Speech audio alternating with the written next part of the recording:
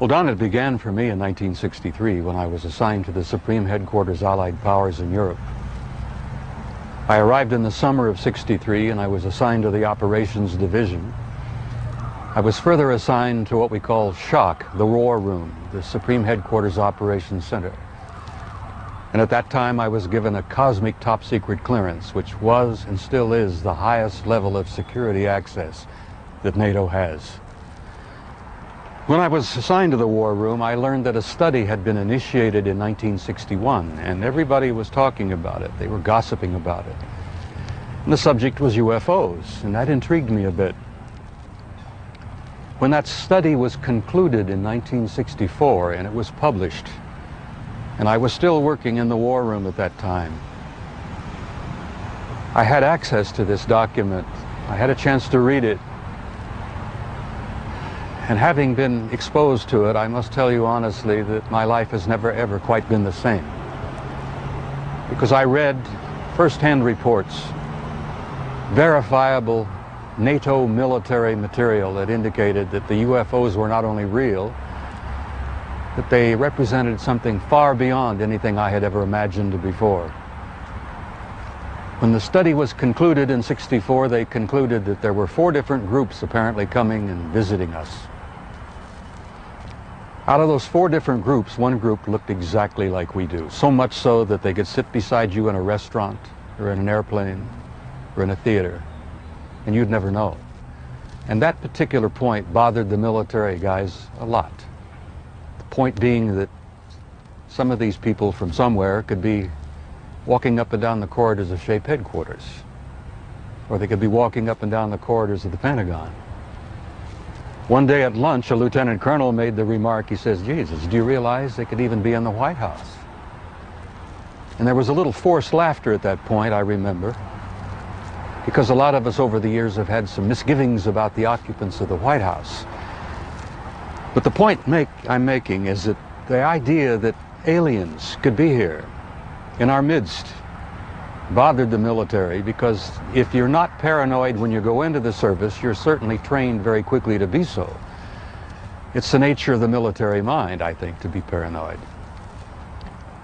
But that was only part of the story. The SHAPE conclusions in '64 were that there were 4 groups that we knew of. They were apparently interplanetary. Some very likely were interstellar. They even concluded that some of them could be intergalactic. When I retired in 1976, many of our military people knew at that point that we were not simply dealing with visitations from people from other planets or star systems. They had concluded by '76 that some of these visitors very well might be multidimensional in their source. The evidence that we had collected and the evidence that they had repeatedly demonstrated to us, and that's no accident. It became very clear after a time that there was a program or a process of some kind underway, that they had demonstrated over and over and over again that they apparently were able to manipulate matter and time. Now, this really shook up our scientists. There are a lot of new young scientists in particle physics today who talk about multiple dimensions. There's a brilliant young professor in New York by the name of Michio Kaku, who has written a brilliant book called Hyperspace, where they talk about 10 separate dimensions. I'm not enough of a physicist to try to explain to you what a dimension is, but the idea that there could be intelligences from somewhere else, from other dimensions, coming and going into our reality. It's been quite a shakeup in traditional science. I guess I speak out openly and bluntly about this because I feel so strongly about it. I violate my security oath every time I speak about it. I do it intentionally and I do it on purpose, because I feel so strongly that the American people not only have a right to know the truth, but they have a need to know the truth. The truth, Don, apparently is simply this, that we're not alone, we've never been alone. We are apparently part of an infinite universe filled with intelligent life. I find that exciting. It doesn't frighten me. The shape study concluded in '64 that if they, whoever they were malevolent or hostile, that they could have taken this planet and cleaned it up and eliminated us, turned us into dog food or whatever, a long, long time ago.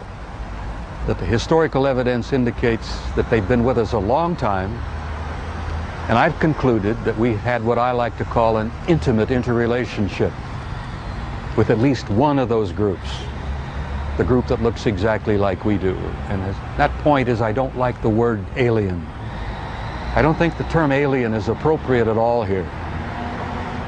I like to refer to them as family. We're related to them. I think they had a hand in our being here. And I think the time has come where we're about to meet our extended family. It's going to be very soon, and the people are not ready.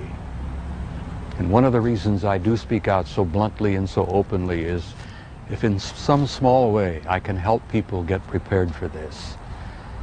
Because I believe that this reality, once we have accepted it and understood it and gone beyond the fear, will bring about an expansion of consciousness in the human race that will truly help us and prepare us to go out there and take our rightful place in that infinite community of life.